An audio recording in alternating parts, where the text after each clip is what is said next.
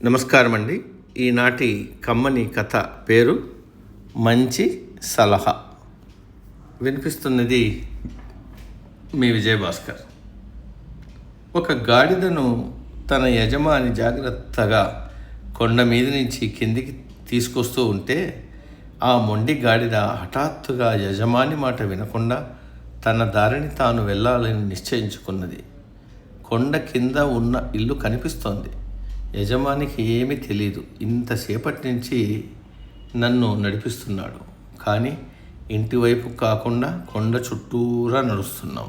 యజమాని ఎంత మూర్ఖుడో అనుకుంది గాడిద.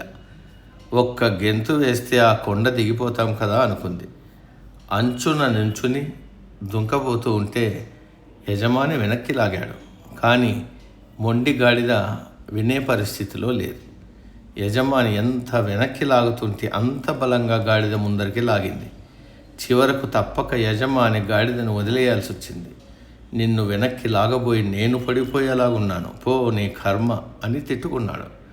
యజమాని వదలగానే గాడిద ఒక్క గెంతు వేసింది. ఇంకేముంది, కొండ అంచు మీద నుంచి దొల్లుకుంటూ కింద పడి ప్రాణాలు కోల్పోయింది. కాబట్టి శ్రేయోభిలాషుల మాట వినకుండా వారి మంచి సలహాను నిరాకరించి మొండిగా ముందుకు వెళ్ళే వాళ్ళు గమ్యం ఎన్నటికీ చేరుకోలేరు. సమ